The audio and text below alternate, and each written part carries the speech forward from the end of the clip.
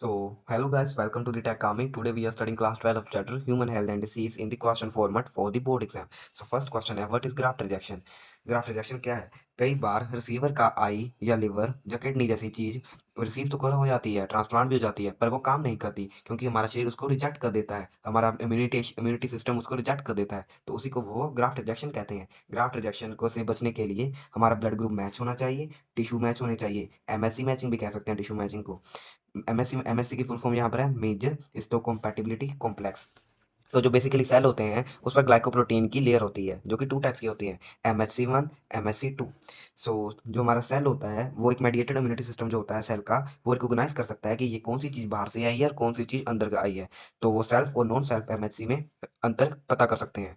So when organ is transplantation is done, MHC is match. जब organ की transplantation खत्म हो जाती है तो हमारा जो MHC होता है, टिश्यू होते हैं, वो मैच किए जाते हैं ताकि ग्राफ्ट रिजेक्शन ना हो। Once organ is transplanted, if there is any slight mismatching, cell-mediated immunity is responsible for graft rejection। अगर organ को ट्रांसप्लांट कर दिया हो और फिर भी कोई भी मिसमैचिंग हो गई हो तो हमारा इम्यूनिटी सिस्टम उसको ग्राफ्ट रिजेक्शन कर देता है, उस ऑर्गन को रिजेक्ट कर देता है। तो ये बहुत इंपॉर्टेंट है कि हमारी एमएससी उससे मैच हो, हमारा ब्लड ग्रुप उससे मैच हो, हमारा इम्यूनिटी सिस्टम उसको अपना ही एक ऑर्गन समझकर ट्रीट करे। After graft transplant patient has to take immunosuppressant all is her life. जब भी ग्राफ्ट ट्रांसप्लांटेशन जो होता है किया जाता है तो हमारा जो इम्यूनिटी सिस्टम है उसको दबा दिया जाता है, इम्यूनिटी सिस्टम को जीरो कर दिया जाता है, जीरो लेवल पे कर दिया जाता है। तभी हमें बुखार वगैरह ऐसी चीज़ें दी जाती हैं, टैबलेट्स दी जाती है बुखार वगैरह से बचने के लिए, क्योंकि हमारा इम्यूनिटी सिस्टम पूरा जीरो हो जाता है ताकि ऑर्गन ट्रांसप्लांट करते समय वो ऑर्गन को रिजेक्ट ना करे। सो नेक्स्ट है एक्टिव एंड पासिव इम्यूनिटी में अंतर। ये भी क्वेश्चन एग्जाम में बहुत आता है। तो फर्स्ट क्वेश्चन है active and passive. In response to pathogen body itself actively synthesize antibody against it. जब भी कोई पैथोजन हमारे शरीर में एंटर करता है तो वो एंटीबॉडीज प्रोड्यूस करने लगती है, अपने आप प्रोड्यूस करने लगती है, तो ये एक्टिव पैथोजन है। पैसिव में किसी और से रिसीव की होती है antibodies, passively take time to response.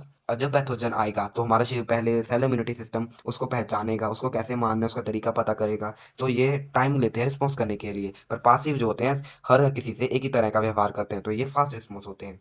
इसका इफेक्ट जो होता है लॉन्ग टर्म लास्टिंग होता है क्योंकि ये मेमोरी सेल प्रोड्यूस करते हैं। इफेक्ट जो इनका होता है वो शॉर्ट टर्म होता है। सो एक्टिव इम्यूनिटी की अभी आगे जाकर टू टाइप्स हैं, natural active immunity and artificial active immunity. So natural active immunity, when we naturally come in contact with disease causing agent body synthesize antibody against it. जब भी हम किसी pathogen के कांटेक्ट में आते हैं तो हमारा शरीर जो होता है वो एंटीबॉडीज अपने आप प्रोड्यूस करने लगता है उस पैथोजन के खिलाफ, तो उसी को हम नेचुरल एक्टिव इम्यूनिटी कहते हैं। Artificial activity immunity, artificial activity immunity में सेल्स को झूठा झूठा दिलासा दिलाया जाता है, झूठ दिखाया जाता है कि हमारे शरीर में पैथोजन एंटर कर गया है तो हमारा शरीर जो है एंटीबॉडीज प्रोड्यूस करे। तो vaccination is a good example of this. Here inactivated and weakened pathogen are, ये सॉरी बच्चों, ये वीक्ड लिखो यहाँ पर, weak pathogen are introduced into the body so that body makes antibody against it.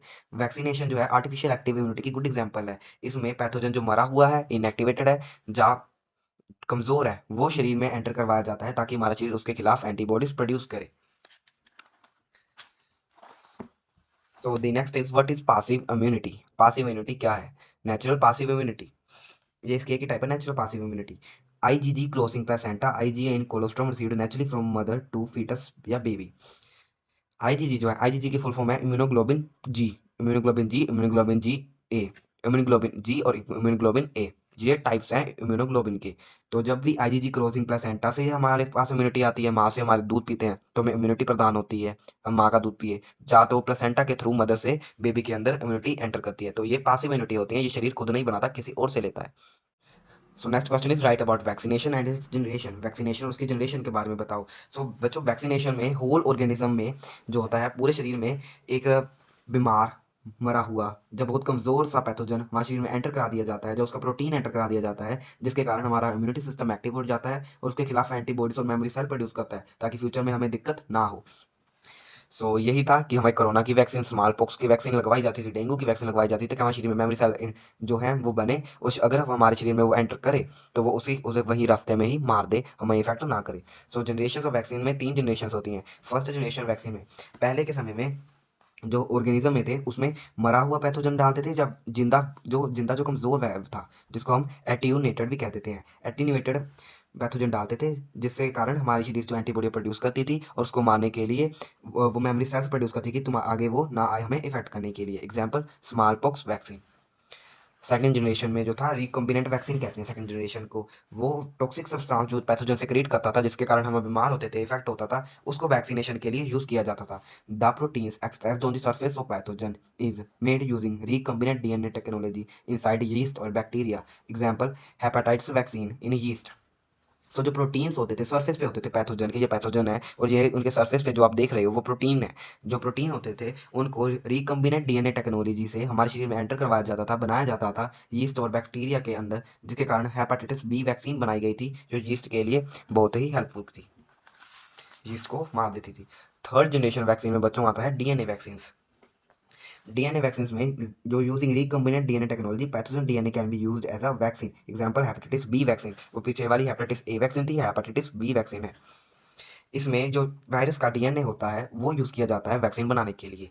तो first generation में क्या use किया जाता था, मरा हुआ या कमज़ोर पैथोजन। सेकंड में क्या किया जाता था, आरएनए यूज़ किया जाता था, टॉक्सोइड सब्सटेंस यूज़ किए जाते थे वैक्सीन के बनाने के लिए। एंड थर्ड में क्या यूज़ किया जाने लगा, उसका डीएनए यूज़ किया जाने लगा वैक्सीन बनाने के लिए। सो थैंक यू बच्चों, आप समझ गए होगे लेक्चर।